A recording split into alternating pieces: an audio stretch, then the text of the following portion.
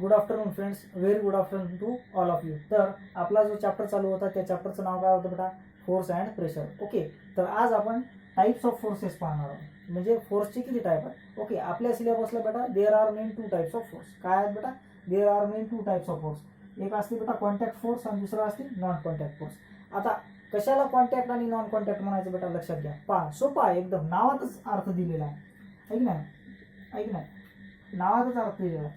Contact म्हणजे तिथं contact झाला पाहिजे. समजा हे एक ऑब्जेक्ट आहे आणि हा एक ऑब्जेक्ट आहे. हा ऑब्जेक्ट या ऑब्जेक्टवर फोर्स लावायला, हे बघा, आहे की नाही, लावायला. तर या दोघांचा कॉन्टॅक्ट झाला की नाही, हे इथं आणि इथं या दोघांचा कॉन्टॅक्ट झाला की नाही, टच झाले की नाही एकमेकाला, तर त्याला म्हणतो तो कॉन्टॅक्ट होणे. ओके, मग लक्षात घ्या, दोन ऑब्जेक्टच्या मधात जर समजा कॉन्टॅक्ट झाला, ऐक नाही, जर समजा मी या फळ्याला ढकलायलो असं, ऐक नाही, जर समजा या फळ्याला मी असं ढकलायलो, ऐक नाही, तर माझ्या हाताचा आणि या फळ्याचा कॉन्टॅक्ट झाला की नाही, टच झाला की नाही. ओके, जर समजा इथं भीत नसती, अशी भिंत, ऐक नाही, तर हा फळा मागं गेला असता, ऐक नाही. म्हणजे कॉन्टॅक्ट फोर्स म्हणजे काय?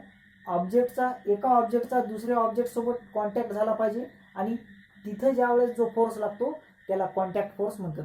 ऐक नाही, ज्यावेळेस दोन किंवा दोनपेक्षा जास्त ऑब्जेक्ट एकूण एकाच्या कॉन्टॅक्टमध्ये येतात आणि त्यावेळेस एक ऑब्जेक्ट दुसऱ्या ऑब्जेक्टवर ज्यावेळेस फोर्स लावतो कॉन्टॅक्टमध्ये येऊन, त्यावेळेस जो फोर्स असतो तो कॉन्टॅक्ट फोर्स असतो बेटा. मग कॉन्टॅक्ट फोर्सची डेफिनेशन काय लक्षात घ्या. कॉन्टॅक्ट झाला पाहिजे, दोन ऑब्जेक्टचा किंवा दोनपेक्षा जास्त ऑब्जेक्टचा एकूण एकासोबत कॉन्टॅक्ट झाला पाहिजे. ओके, तरच त्याला कॉन्टॅक्ट फोर्स म्हणता येईल. ओके, पहा लक्षात घ्या, कॉन्टॅक्ट फोर्स म्हणजे काय? फोर्स, पहा लक्षात घ्या. आता मी कॉन्टॅक्ट फोर्सची डेफिनेशन लिहायला पहिले, आहे का? पहिलं कोणतं बेटा? Contact force. A force that acts through a direct contact path. A force that acts through a direct contact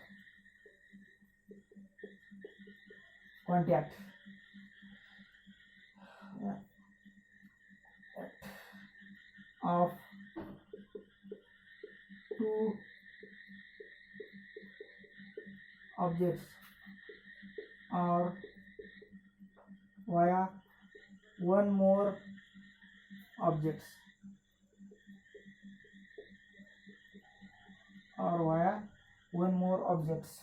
is called as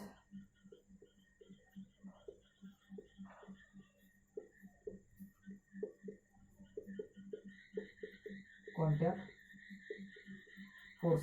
पहा बेटा लक्षात घ्या, जर समजा दोन किंवा दोनपेक्षा जास्त ऑब्जेक्ट एकूण एकाच्या कॉन्टॅक्टमध्ये आले, दोन किंवा दोनपेक्षा जास्त ऑब्जेक्ट एकूण एकाच्या कॉन्टॅक्टमध्ये आले आणि एक ऑब्जेक्ट दुसऱ्या ऑब्जेक्टवर फोर्स लावायला, त्यावेळेस दोघांच्या कॉन्टॅक्टमुळे जो फोर्स निर्माण व्हायला त्याला कॉन्टॅक्ट फोर्स म्हणतो. हा ऑब्जेक्ट या ऑब्जेक्टवर, आता याला पेन म्हणू नका, मी तुम्हाला मागच्याच लेक्चरमध्ये सांगितलं की फिजिक्सच्या भाषेत, आपल्या सायन्सच्या भाषेत हे जे प्रत्येक गोष्ट असते त्याला आपण काय म्हणतो? पार्टिकल म्हणतो, बॉडी म्हणतो किंवा ऑब्जेक्ट म्हणतो. तर हे दोन ऑब्जेक्ट राहते. हा ऑब्जेक्ट या ऑब्जेक्टवर फोर्स लावायला, तर या दोघांचा कॉन्टॅक्ट व्हायला की नाही, इथं कॉन्टॅक्ट व्हायला की नाही, टच व्हायला की नाही, तरच फोर्स लावायला. मी जर येथूनच फोर्स लावतो म्हणायला, हे पहा लावायला फोर्स, हालचाल होते, होत नाही, आहे ना, कॉन्टॅक्ट झाला पाहिजे, आहे ना. मग तशा फोर्सला कॉन्टॅक्ट फोर्स असं म्हणतात. मग कॉन्टॅक्ट फोर्सचे एक्झाम्पल कोणती बेटा? कॉन्टॅक्ट फोर्सचे एक्झाम्पल कोणती? ओके, पहा, कॉन्टॅक्ट फोर्सचे एक्झाम्पल असतील बेटा. मस्क्युलर फोर्स पहिलं एक्झाम्पल आहे बेटा कॉन्टॅक्ट फोर्सचं. पहिलं एक्झाम्पल आहे muscular force.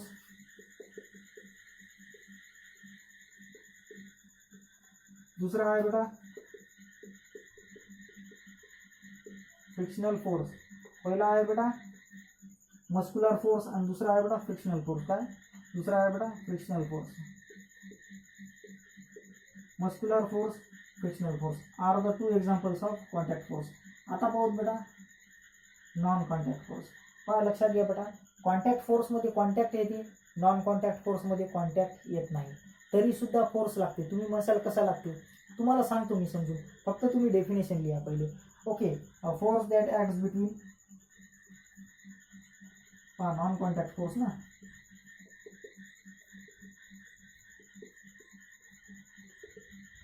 a force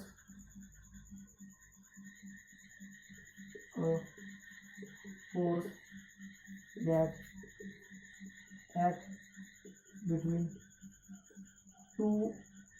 objects to objects without any contact, without any contact, without any contact between them.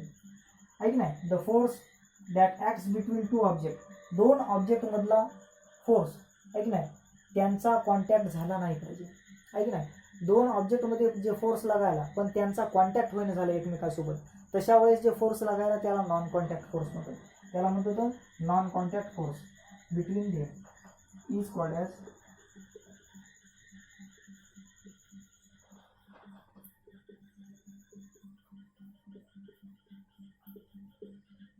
As non contact force. है की नाही, is called as non contact force. है की नाही. Example,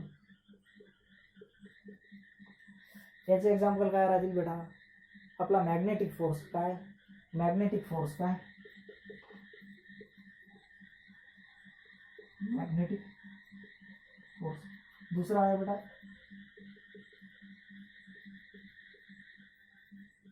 electrostatic force. तीसरा आहे बेटा gravitational force. काय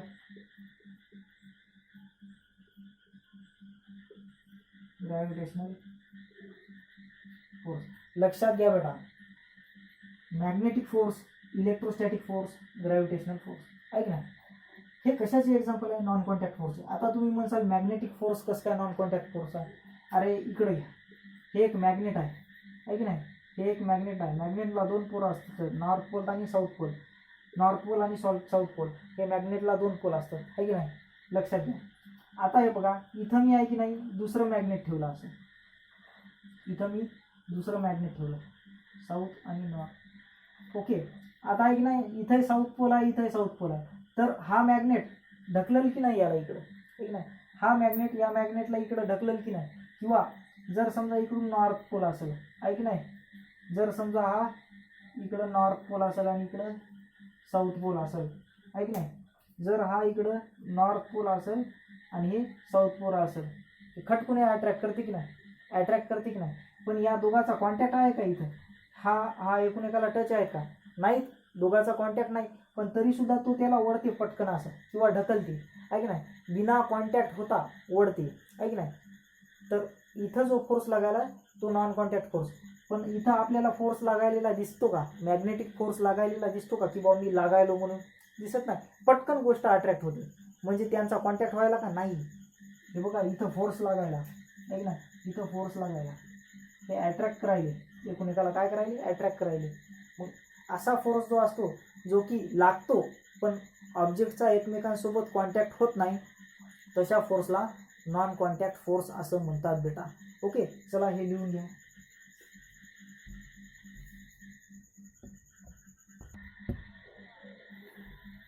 ओके बेटा, तर टाइप्स ऑफ फोर्सेसमध्ये आपण काय पाहिलं होतं, contact forces and non contact forces.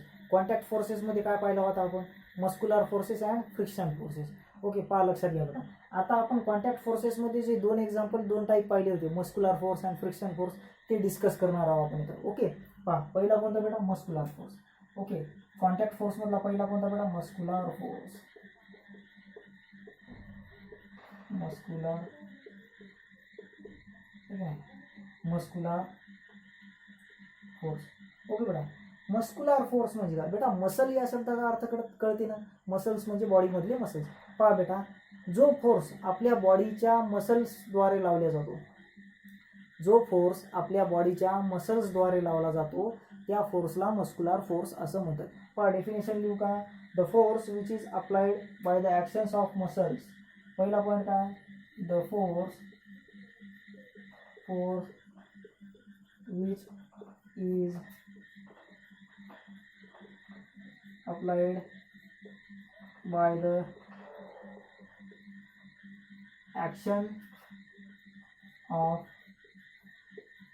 muscle of our body. The force which is applied by the action of muscle of our body is called as muscular force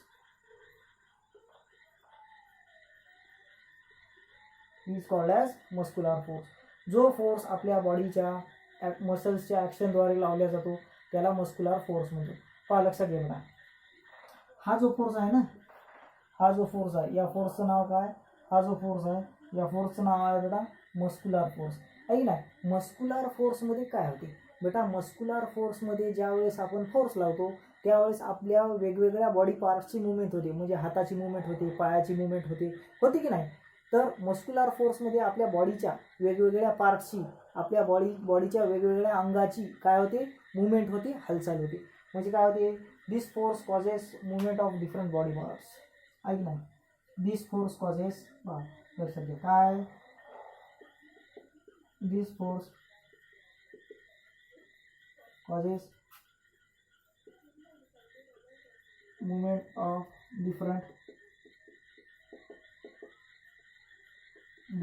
body parts. काय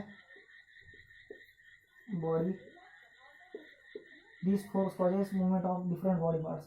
आपल्या बॉडीच्या वेगवेगळ्या पार्ट्सची movement या फोर्समध्ये होते. आता तुम्ही एखाद्या गोष्टीला, एखाद्या गाडीला धक्का देऊन पहा, पायाची मुवमेंट होते, हाताची मुवमेंट होते, अंगाची मुवमेंट होते की नाही. म्हणजे मस्कुलर फोर्समध्ये काय होत असते, मस्कुलर फोर्स कशाचा टाईप आहे, कॉन्टॅक्ट फोर्सचा टाईप आहे. Okay, muscular force is the type of contact force. मस्कुलर फोर्समध्ये कशाच्याद्वारे फोर्स लावले जाते, बॉडीच्या मसल्सद्वारे. ओके, या फोर्समध्ये काय होते, बॉडीच्या वेगवेगळ्या अंगाची मुवमेंट होते. आहे की ना. तिसरा पॉईंट काय दिला पहा, या फोर्समध्ये काय होत असते, आपल्या बॉडीचे पार्ट त्या ऑब्जेक्टच्या कॉन्टॅक्टमध्ये येतात. म्हणजे समजा ही गाडी आहे, ओके, हे फळा म्हणजे गाडी आहे, या गाडीला मी धक्का द्यायलो तर माझा हात या गाडीच्या कॉन्टॅक्टमध्ये यायला की नाही. समजा एखाद्या गाडीला तुम्ही धक्का द्यायले तर त्या गाडीला तुमचा हाताचा कॉन्टॅक्ट होते की नाही. म्हणजे आपल्या बॉडी पार्टचा कॉन्टॅक्ट त्या ऑब्जेक्टसोबत होतो. पहा, या फोर्समध्ये आपल्या बॉडी पार्टचा कॉन्टॅक्ट त्या ऑब्जेक्टसोबत होतो, ज्या ऑब्जेक्टवर आपण फोर्स लावायलो. ओके, पहा लक्षात घ्या, in this force the body parts are in, पहा लक्षात घ्या तिसरा पॉईंट काय आहे, in this comma the body parts are in contact.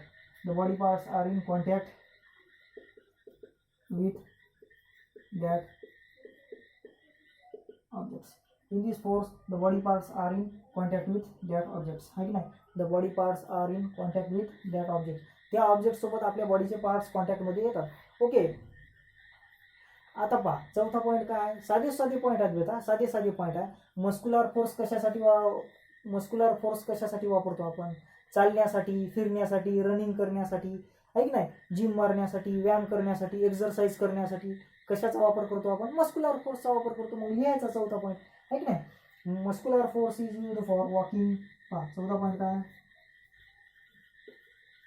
Muscular force is used for walking, running, है क्या, running, playing,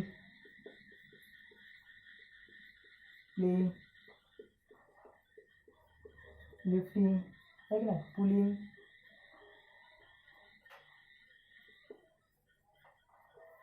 pulling comma writing, PTC. पहा लक्षात घ्या चौथा पॉईंट काय आहे बेटा, muscular force is used for walking.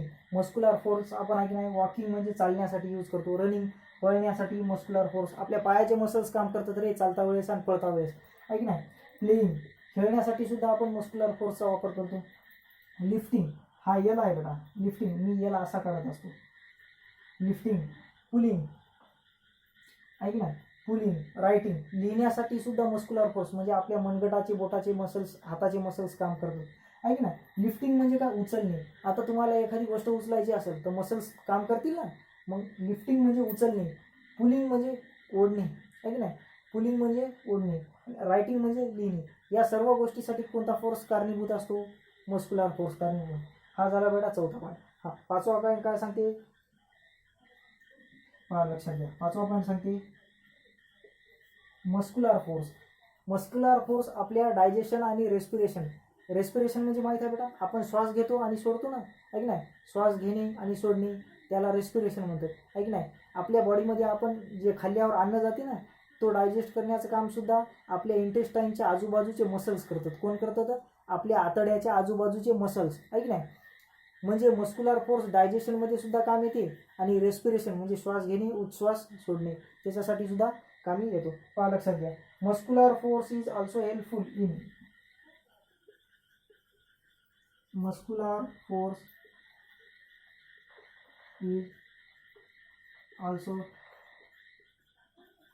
muscular force is also helpful in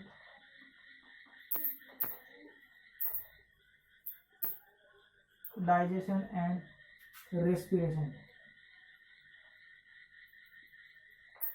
Also in digestion and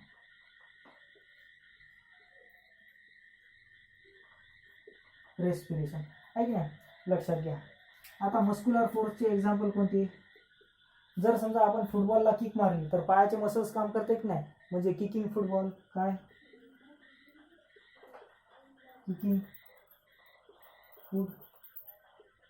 kicking football. दुसरं काय? पुलिंग ऑब्जेक्ट्स,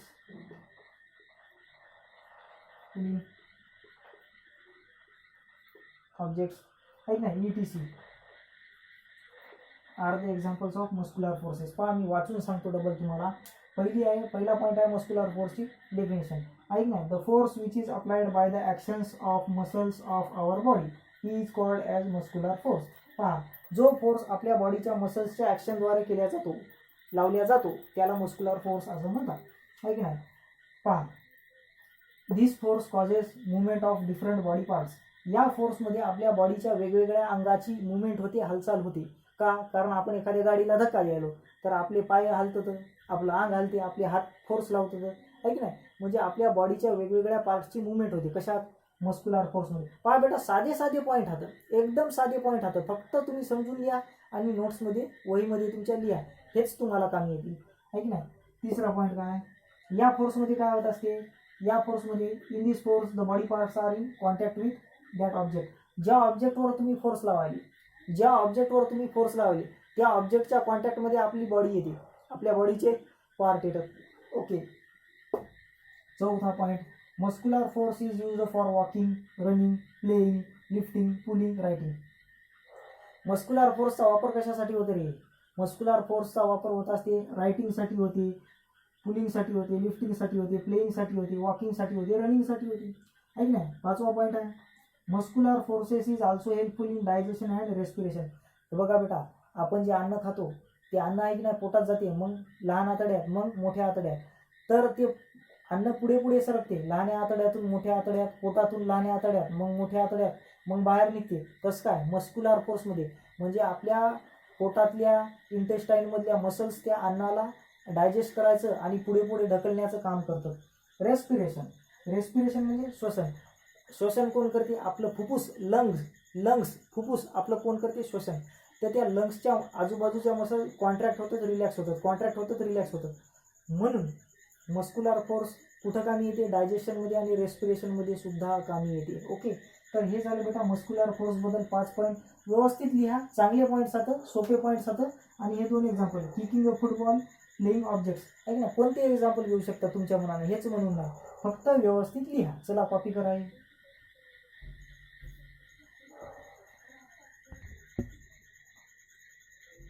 ओके बेटा, तर आपला नेक्स्ट कॉन्टॅक्ट फोर्स कोणता आहे? Frictional force. Okay. Muscular force आणि फ्रिक्शनल फोर्स हे 2 contact force आहेत आपल्या सिलेबसला.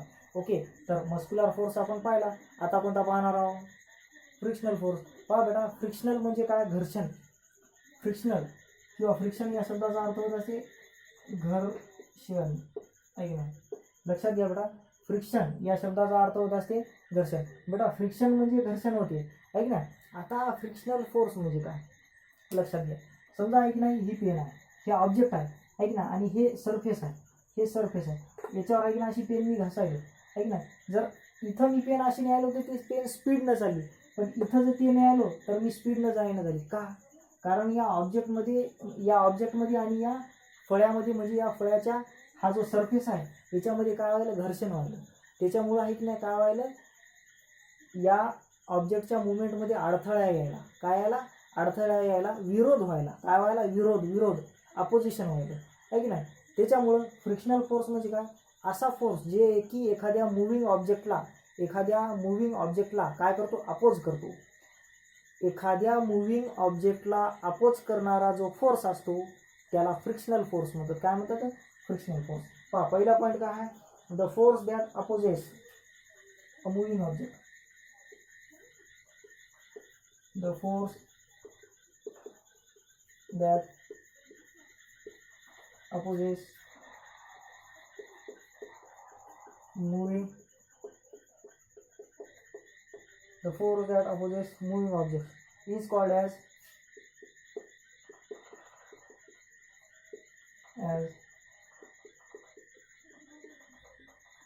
frictional force. ऐक नाही, लक्षात घ्या. आता हे बघा, या डेफिनेशनचा मी अर्थ समजून सांगतो. समजा हे एक सरफेस आहे, हे जमीन आहे, हे सरफेस आहे. याच्यावर मी एक ऑब्जेक्ट ठेवला असा, आहे की नाही, याच्यावर मी एक ऑब्जेक्ट ठेवला, आहे की नाही. हा सरफेस आहे, हे काय आहे,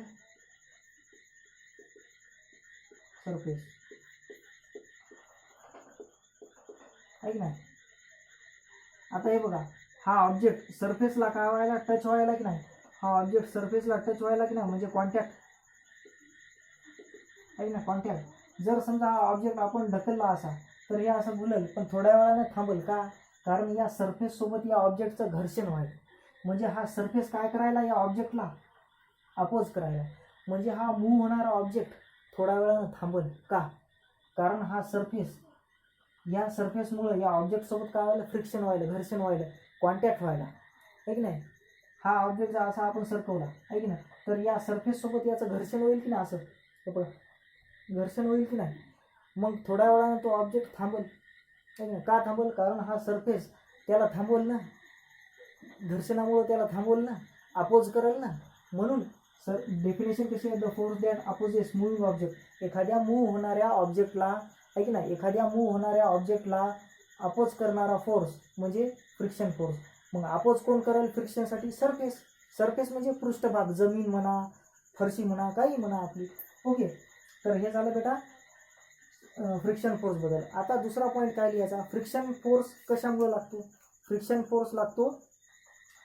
फोर्स लागतो ऑब्जेक्टमध्ये आणि सरफेसमध्ये कॉन्टॅक्ट झाल्यामुळं. फ्रिक्शन फोर्स लागू होतो ऑब्जेक्टमध्ये आणि सरफेसमध्ये कॉन्टॅक्ट झाल्यामुळं, आहे की नाही. पहा, फ्रिक्शन फोर्स इज अराइज. पहा काय दुसरा point, friction force is arise due to contact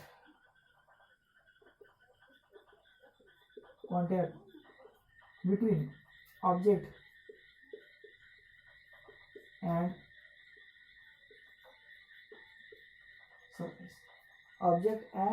surface. आता बघा एक्झाम्पल, पहिले एक्झाम्पल काय, the ball comes to rest because of friction between ground and ball. जर समजा तुम्ही फुटबॉल खेळायला, ऐक नाही, तुम्ही बॉल ठेवला असा आणि त्याला किक मारली, तर ती बॉल ऐक नाही जाईल आणि हळू कुठंतरी थांबल, आहे की नाही, हळू कुठंतरी थांबल. का थांबल, तुम्ही म्हणसाल एकदा ते मोशनमध्ये आला तर थांबायच नाही पाहिजे. लक्षात घ्या, बॉल का थांबल, कारण ग्राउंड म्हणजे जमिनीचा आणि बॉलचा कॉन्टॅक्ट आहे. ते घर्षण म्हणजे काय होईल, त्याला थांबवायचा प्रयत्न करेल. जसा बॉल पुढे जाईल तसं जमीन थोडं त्याला थांबवायचा प्रयत्न करेल. असं थोडं थांबत बॉल कुठंतरी, ऐक नाही, 5 फूट 10 फूट 20 फुटावर जाऊन थांबल, ऐक नाही. हे कशामुळे बेटा, फ्रिक्शन फोर्समुळे. कशामुळे, फ्रिक्शन फोर्स. आणि फ्रिक्शन फोर्समध्ये काय होते, ऑब्जेक्टचा आणि सरफेसचा कॉन्टॅक्ट येते. काय ते कॉन्टॅक्ट, अरे म्हणजे बॉल जमिनीवर टच होते ना, ऐक नाही, ते म्हणजे फ्रिक्शन होते. ज्यावेळेस त्या बॉलची मुवमेंट होते त्यावेळेस फ्रिक्शन घडून येते आणि बॉल थोड्या वेळानं 5 फूट 10 फूट 20 फूट कुठं तरी थांबते, आहे की नाही. सर तर एक्झाम्पल पहिलं काय, the ball comes to rest. The ball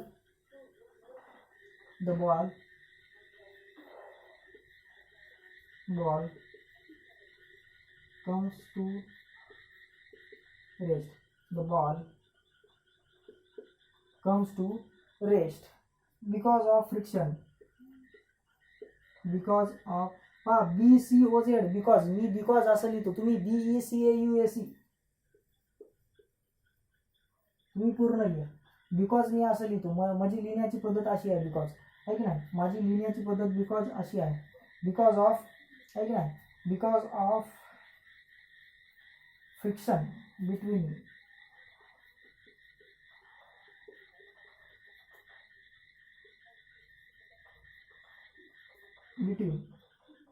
ground and the ball, ground and the ball, आहे की नाही, ग्राउंड अँड द बॉल. हे काय झालं एक्झाम्पल. ओके, दुसरं एक्झाम्पल काय, आता तुम्ही मशीन्स पाहिले असतील ना, गाडीची इंजिन म्हणा, इनोवा ते जनरेटर म्हणा, हे काय आहेत बेटा, मशीन्स आहेत. मशीन्सचे पार्ट काऊन डॅमेज होते ते फ्रिक्शनमुळे. मशीन जे असते ना त्याच्यात पार्ट असतात, आटे राहतात, बेरिंग राहते, गिअर राहते, आहे की नाही, हे कशामुळे डॅमेज होतात, फ्रिक्शनमुळे. म्हणून तर म्हणतात ऑइल टाका म्हणून, आहे की नाही, का तर स्मूथ चालावं, आहे की नाही, स्मूथ चालावं. तर फ्रिक्शनमुळं काय होते बेटा, मशीनचे पार्ट्स डॅमेज होते due to friction. Due to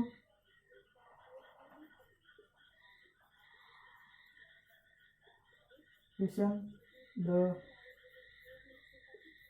parts of machine will damage, है कि नहीं. Due to friction the part of machine will damage. फ्रिक्शनमुळे काय होते बेटा, मशीनचे पार्ट्स डॅमेज होते. लक्षात घ्या बेटा. आज आपण काय शिकलो, टाइप्स ऑफ फोर्सेस, है की नाही. आज आपण काय शिकलो, types of forces. There are two main types of forces. एक असतो कॉन्टॅक्ट फोर्स, दुसरा असतो non contact force. Contact force म्हणजे काय, ऑब्जेक्टचा, दोन ऑब्जेक्टचा किंवा दोनपेक्षा जास्त ऑब्जेक्टचा एकूण एकासोबत कॉन्टॅक्ट येते आणि त्यावेळेस जो फोर्स लागतो किंवा त्यावेळेस आपण जे फोर्स लावतो त्याला कॉन्टॅक्ट फोर्स असं म्हणतात. नॉन कॉन्टॅक्ट फोर्समध्ये दोन ऑब्जेक्टचा कॉन्टॅक्ट येत नाही तरीसुद्धा फोर्स लागते,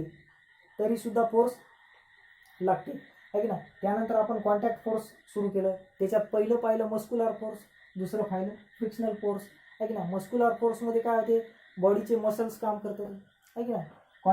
फ्रिक्शनल फोर्समध्ये काय होत असते, सरफेस काम करते. काय कोण काम करत असते, सरफेस, आहे की नाही. ऑब्जेक्ट आणि सरफेसमध्ये काय होत असते, कॉन्टॅक्ट होते, आहे की नाही. आणि ज्यावेळेस ऑब्जेक्ट मूव्ह होतो त्यावेळेस सरफेसचं आणि ऑब्जेक्टचं काय होते, घर्षण. फ्रिक्शन म्हणजे काय, घर्षण. आणि थोड्या वेळानं ऑब्जेक्ट थांबते, म्हणजे सरफेस काय करते, ऑब्जेक्टला अपोज करते. फ्रिक्शन फोर्स काय करते, सरफेसचा फ्रिक्शन फोर्स काय करते, ऑब्जेक्टला अपोज करते, आहे की नाही. म्हणजे एखाद्या ऑब्जेक्टला आपण लात मारली तर ते घुलत जाते आणि थोडं कुठं तरी थांबते. ते कशामुळं, फ्रिक्शनमुळं. ओके, तर हे झालं बेटा फ्रिक्शनल फोर्सबद्दल. हे पहा, हे 2 पॉईंट मस्त लिहा आणि 2 एक्झाम्पल लिहा, आहे की नाही, व्यवस्थित लिहा, आहे की नाही. पहा एकदा वाचून दाखवतो. The force that opposes moving object is called as frictional force. दुसरा point, friction force is arise due to contact between objects and surface, आहे की नाही. Example number first, the ball comes to rest because of friction between ground and the ball. Okay, due to friction the parts of machine will damage, आहे की नाही. फ्रिक्शनमुळे मशीनचे part damage होते. तर अशा प्रकारे हे व्यवस्थित लिहा. Have a nice day to all.